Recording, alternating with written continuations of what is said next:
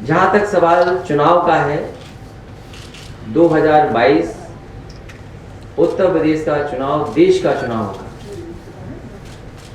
जैसा कि बंगाल में देखने को मिल रहा है, भारतीय जनता पार्टी किसी भी स्तर पर जाकर के चुनाव लड़ती है।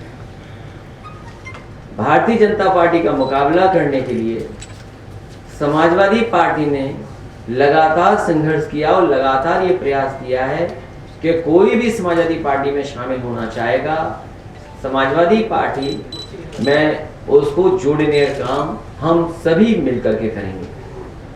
आज जब हम और आप मिल रहे हैं, उस समय जिस समय हम और आपकी मुलाकात हो रही है, प्रदेश और देश में न जाने कितने लोग आज तकलीफ और परेशानी में हैं।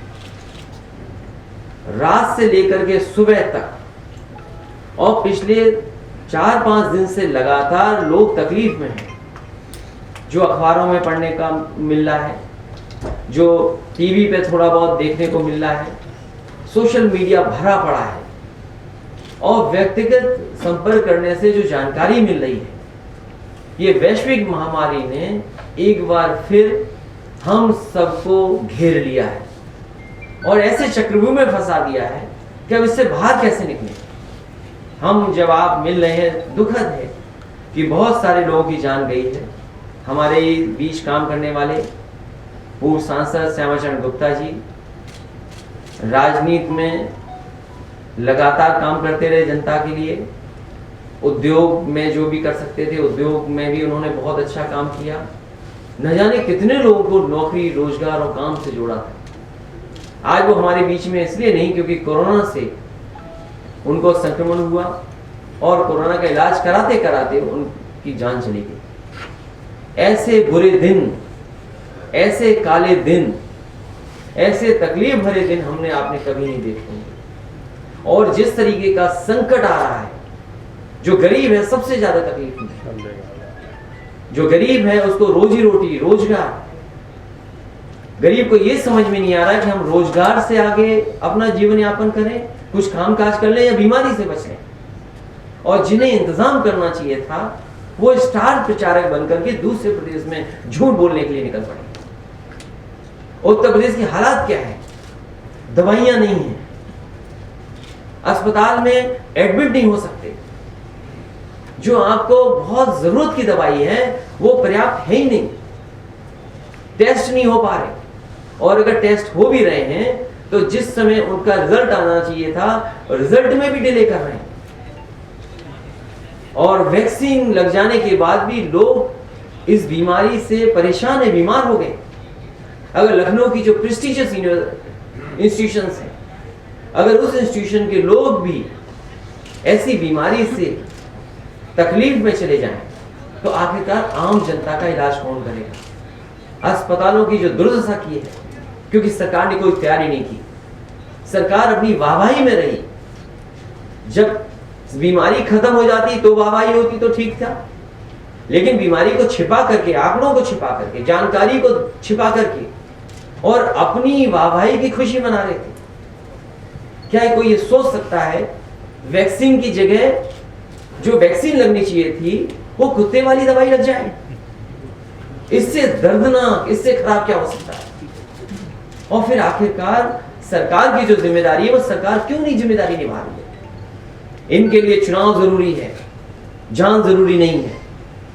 जब इन पर पर्याप्त समय था, पर्याप्त बजट था, पर्याप्त इंतजाम करने का वक्त था, इन्होंने इंतजाम नहीं किया। इसकी वजह से पूरे के पूरे उत्तर प्रदेश के गरीब आम लोग परेशान हैं, जिन्हें न अस्पताल मिल रहा है, न दवाई मिल रही है, न वैक्सीन हो पा रही है, और न ही वैक्सीन के लगने के बाद उनके बचाव के लिए कोई सरकार फैसला ले रही। इसलिए हमें उम्मीद है कि आने वाले समय में उत्तर प्रदेश की जनता बदलाव की तरफ देखेगी, और इतने साथी जो आए हैं, जो लगातार समाजवादी पार्टी में जुड़ रहे हैं, ये बदलाव की तरफ ले जा रहे हैं, एक अच्छे उत्तर प्रदेश और खुशहाली और तरक्की वाले उत्तर प्रदेश की तरफ ले जा रहे हैं। मैं एक बार फिर एक एक नेता का, एक एक कार्यकर्ता का जो इनके साथ शामिल हो रहा है, मैं उनको बहुत बहुत बधाई, बहुत बहुत धन्यवाद देता हूँ। क्या सरकार ये बताएगी कि शामली में उत्तर प्रदेश में वैक्सीन लगनी थी, उसमें आपने कौन सा इंजेक्शन लगा दिया? क्या सरकार ये बताएगी कि अपने टेक्निकल स्टाफ को इतनी तैयार किया था कि गरीब जनता को सही समय पर दवाई, सही समय पर सुझाव, सही समय पर इलाज दे देंगे? और सरकार को ये बताना चाहिए कि उनकी जो प्रेस्टिजियस कॉलेजेस हैं, जिनकी जिम्मेदारी थी कि गरीब को मदद मिलेगी, कोरोना के समय पर उनकी सही इलाज होगा, आप बताइए कि कौन सी सिचुएशन बची है जहां पर इतने बड़े पैमाने पे न लोग हो गए हो संक्रमित? आखिरकार सरकार के पास जवाब क्या है? सरकार जो उत्सव मना रही है, आपको याद होगा इन्होंने वो भी उत्सव मनाया था जिसमें थाली और न जाने क्या क्या बजवाया था। क्या कोरोना उससे चला गया? जो वैक्सीन की तैयारी करनी थी, जो अस्पतालों की तैयारी करनी थी, जो दवाई की तैयारी करनी थी, आज अगर जरूरतमंद को सबसे महत्वपूर्ण दवा चाहिए हो तो वो दवाई अवेलेबल नहीं है। अगर आज अस्पताल की जरूरत हो बेड की, तो बेड नहीं है। क्या सड़कों पे नहीं मरीज पड़ा हुआ है? लाइन लंबी लंबी लगी हुई है।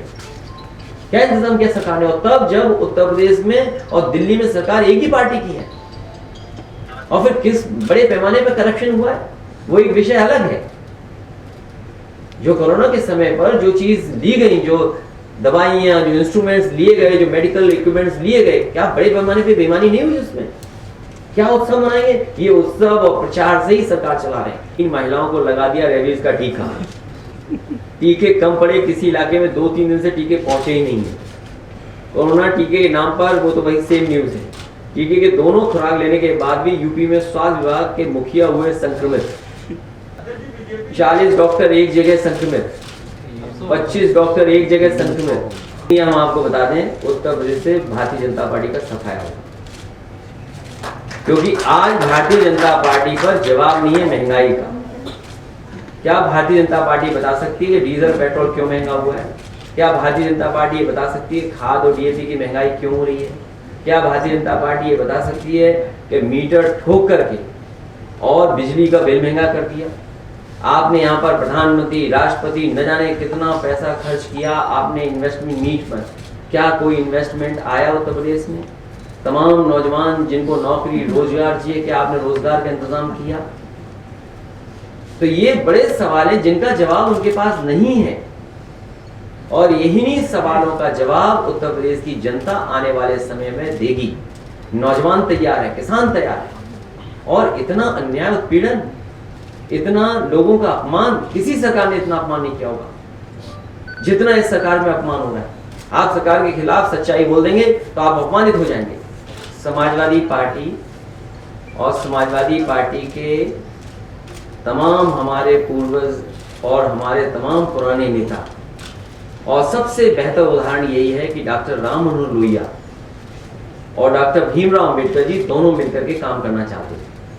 एक समय ऐसा आया था कि दोनों ने फैसला लिया कि दोनों मिलकर के काम करें। वो परिस्थिति और समय नहीं मिला जिसकी वजह से दोनों विचारधारा एक नहीं हो पाई। मुझे खुशी इस बात की कि समाजवादी पार्टी पूरा संगठन आने वाले समय में दिवाली का आयोजन होगा, और नाम तो कुछ भी हो सकता है, नाम पे शिकायत हो सकती है, लेकिन नाम तो हम कहें कि बाबा साहब के नाम पर अम्बेडकर दिवाली हो सकती है, हमारा समता दिवस के नाम से हो सकता है, हम नाम तो कोई भी कर सकते हैं। संविधान रक्षा दिवस हो सकता है, सामाजिक समता दिवस हो सकता है, बहुजन सम्मान दिवस हो सकता है, अंबेडकर दिवाली हो सकती है, संविधान दिवाली हो सकती है, स्वजन दिवाली हो सकती है। लेकिन जो ट्रेंड कराने वाले लोग थे वो बीजेपी कांग्रेस के लोग थे। एक एक हैंडल देखिए आप। समाजवादी पार्टी अगर बाबा भीमराव अंबेडकर जी के मानने वाले लोगों को, अनुयायियों को अगर गले लगा रहे हैं, तो आखिरकार बीजेपी और कांग्रेस को क्या तकलीफ है? भारतीय जनता पार्टी और कांग्रेस के लोग बताएं कि उन्हें तकलीफ क्या है, और मुझे ये बताएं क्या 14 तारीख को बाबा भीमराव अंबेडकर जयंती के दिन वो दिया जलाएंगे कि नहीं जलाएंगे? उनके सम्मान में ये बीजेपी और कांग्रेस के लोग दिया जलाएंगे कि नहीं जलाएंगे? ये सबसे बड़ा सवाल है। उत्तर प्रदेश की जनता देख रही है कि स्टार प्रचारक हैं, उन्हें चिंता उत्तर प्रदेश की नहीं है। प्रधानी का चुनाव लड़ा रहे हैं बंगाल में जाकर के। जिस प्रदेश में कानून व्यवस्था चौपट हो गई, महिलाएं सुरक्षित ना हो, बेटियां सुरक्षित ना हो, मेडिकल का पूरा कोलैप्स कर गया हो, और वो आपके विकास की गाथाएं कर रहे हैं वहां पर। मुझे उम्मीद है कि न्यायालय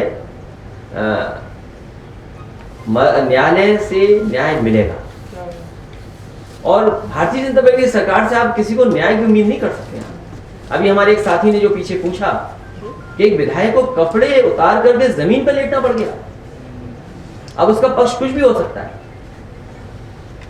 लेकिन क्या इस सरकार में न्याय की उम्मीद कोई कर सकता है जब कोर्ट ये कहे कि एनएसए फर्जी लग रहा है, गलत तरीके से लगाया जा रहा है।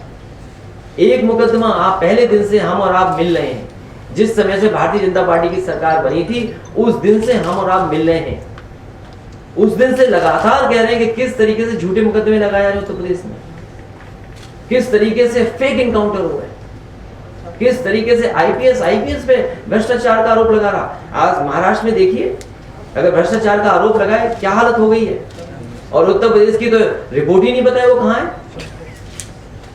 आईपीएस फर्जी बन के विधानसभा में टेंडर बांट रहे थे, आपको नहीं पता क्या? उत्तर प्रदेश की जनता ने देखा है कि किस तरीके से ये सरकार काम कर रही है। वो नहीं जानता कि आजम खान साहब के ऊपर मुकदमे लगे, फर्जी मुकदमे लगाए, जमीन के मामलों को लेकर के कोई मुकदमा लगा दे। ये कैसे हो सकता है कि पुरानी सरकार के, पुरानी कैबिनेट के फैसले उस समय उस सरकार में सही थे, इस सरकार में गलत हो गए।